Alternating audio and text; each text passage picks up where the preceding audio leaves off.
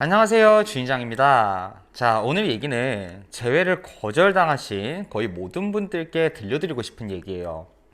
하루에 최소 5건 이상은 영상이나 제 글에 관한 후기를 메일이나 댓글로 받아봅니다.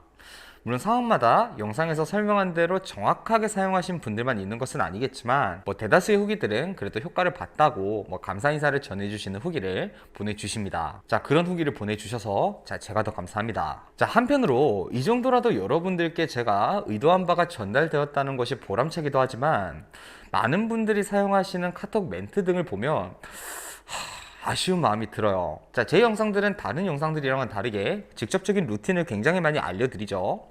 자, 여러분은 제가 적은 그 멘트에 대략 50%에서 70% 정도만 활용을 하고 나머지는 제대로 활용을 못하고 있어요.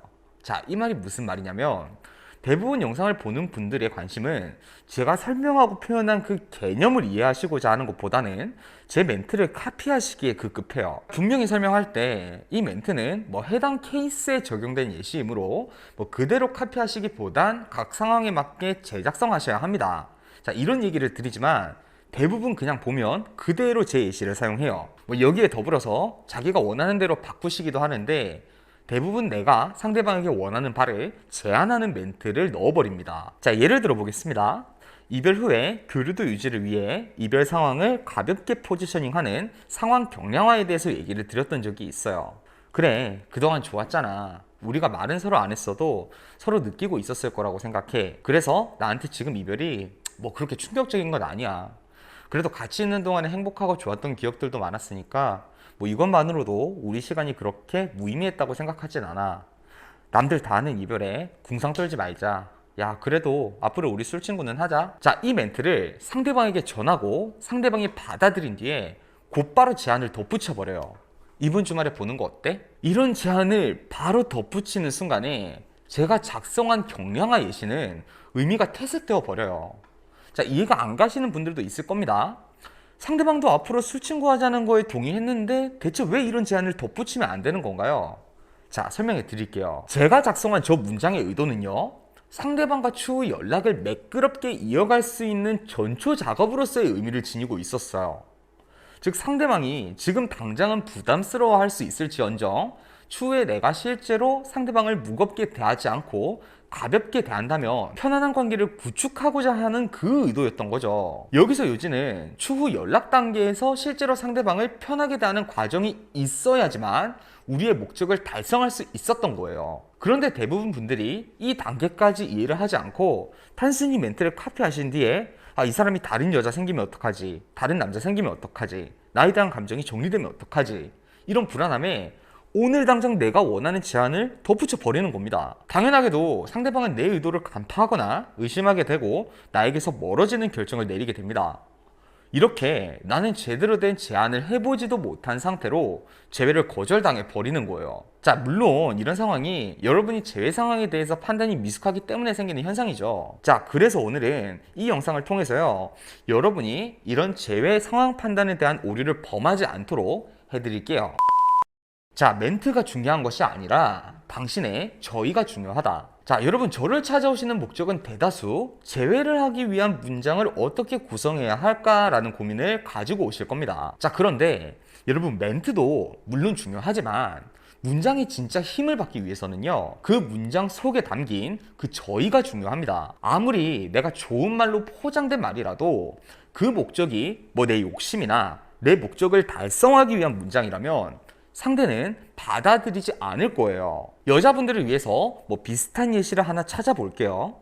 자, 지금 연령대가 20대시거나 30대인 분들이 살면서 헌팅 등을 경험해 보신 경험 있으실 거죠? 그때 남자들은 온갖 가문이설로 여자들에게 제안을 해옵니다. 나는 너랑 같이 있고 싶어. 그 관계가 목적인 게 아니라 너랑 같이 오늘 행복한 시간을 더 보냈으면 좋겠어. 네가 싫다면 관계를 가지지 않아도 좋아. 그런데 같이 있다는 것 자체로 내가 너한테 그만큼 믿음을 줬다는 증거이기 때문에 같이 있고 싶어. 물론 여자도 이 남자가 마음에 든다면 이 말을 알면서도 속아 넘어갈 수도 있을 겁니다. 그러나 실제로 이 멘트 때문에 여자가 남자에게 넘어가는 건 아니죠.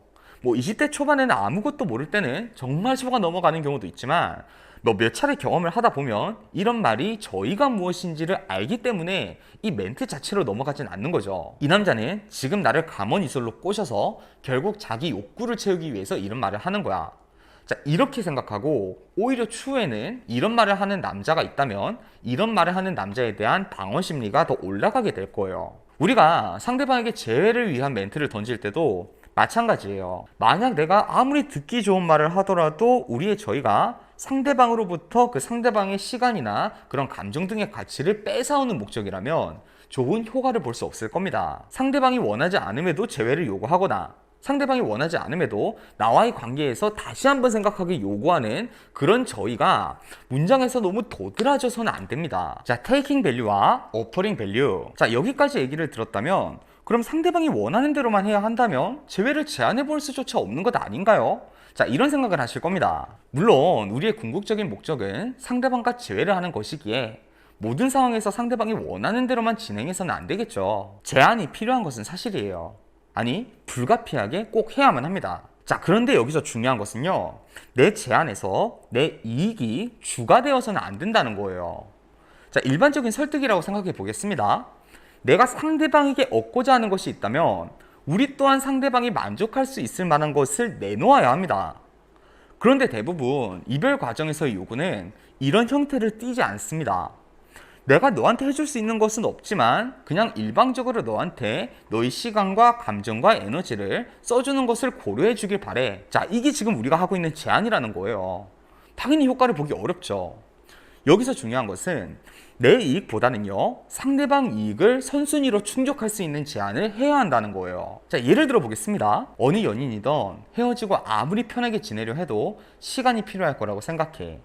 한쪽은 마음이 다 있어도 또 한쪽은 그렇지 않을 수 있으니까. 그런데 내가 원하는 건 너랑 일상생활을 공유하고 지내는 게 아니라 적어도 서로 적당한 거리에서 그래도 좋은 소식 있으면 축하해 줄 수 있고 응원해 줄 수 있고 그런 관계를 원하는 거야. 자, 이 문장에서 상대방의 이익은 이별 이후 연락을 하고 지내면서 자신이 이 죄책감을 느끼게 되는 상황을 원하지 않겠죠. 근데 이걸 충족해 주는 겁니다. 여기서 더불어 2차적으로 우리의 이익을 확보합니다. 우리는 상대방과 추후 아예 연락이 아예 불가능한 입장이 되어버린다면 재회에 대한 과정을 진행하기 어려운 입장에 처해지겠죠. 자, 그렇기 때문에 빈도는 높지 않지만 우리가 간헐적으로 혹은 우리가 초기 연락을 해야 하는 재회 상황이 온다면 진행을 그래도 무리 없이 할 수 있는 상황을 구축할 수 있는 제안을 덧붙이는 거예요. 만약 이런 문장을 가져가지 않고 헤어졌지만 그래도 연락은 하고 지내자. 자, 이런 제안을 했다가는 그 순간에 상대방이 스트레스를 받는 이별 상황을 정리하고자 그래 알겠어. 자, 이렇게 대답은 할지언정 뭐 점점 답장을 늦게 하거나 나중에 가서는 연락을 아예 안 일십을 하는 등의 행위를 하게 될 가능성이 높습니다. 이 사람은 간헐적인 연락을 하다가 나한테 부담스러운 연락 등을 하면서 재회를 제한할 거야. 이런 의심을 품게 되기 때문이죠. 여러분이 재회를 해나가는 단계에서 원하는 바가 있다면 가장 먼저 고려해야 할 것은요, 상대방이 내 제안을 받아들이도록 만드는 것보다는 내가 지금 상태에서 상대방에게 줄 수 있는 최상의 이익이 무엇인가, 이걸 고려해야 해요. 가치를 빼앗으려 하는 사람보다는 가치를 제공하려는 사람이 더 많은 이익을 얻는 법이에요. 자, 흐름을 거스르면 안 된다. 패턴을 깨면 수상함을 느낀다. 자, 이별 직후에 우리 마음을 살펴보자면 어떤 핑계로든 상대방에게 연락을 하고 싶은 마음이 클 겁니다.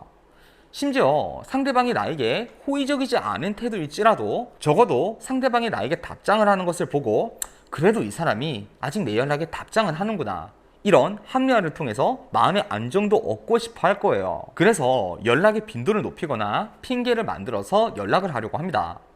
내가 직접적으로 상대방한테 미련이 보이는 멘트만 안 쓰면 되겠지. 자, 이런 합리화로 무장을 하고 연락을 시도합니다. 자, 이 연락으로부터 상대방은 수상함을 느끼게 됩니다. 아, 이 사람은 분명히 나한테 재회를 포기한 것처럼 얘기했는데 이런 연락을 하는 이유가 대체 뭐지?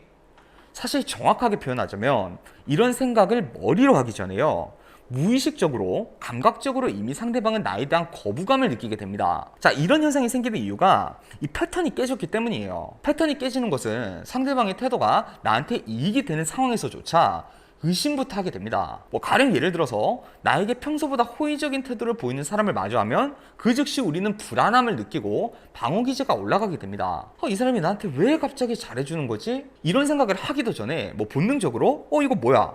이렇게 수비적인 태도를 취하게 되는 거죠. 그래서 여러분 입장에서는 뭐 이건 직접적으로 제외 제한은 아닌데 왜 이렇게 상대방이 나를 밀어낼까? 자, 이런 고민을 하시지만 그 이유가 바로 여러분이 상대방이 가지고 있는 인지 패턴을 깼을 가능성이 높다는 거죠. 상대방 입장에서는 지금 이런 태도가 적절하지 않은데 이 패턴을 우리가 깨버리니까 수상함을 바로 느끼는 거예요. 나에게 호의적이지 않은 사람의 태도를 바꾸게 만들 때는요, 상황을 물 흐르듯 자연스럽게 흘러가게 만들어야 해요. 이건 뭐 재회뿐만 아니라 뭐 누군가와의 연애를 시작할 때도 마찬가지예요.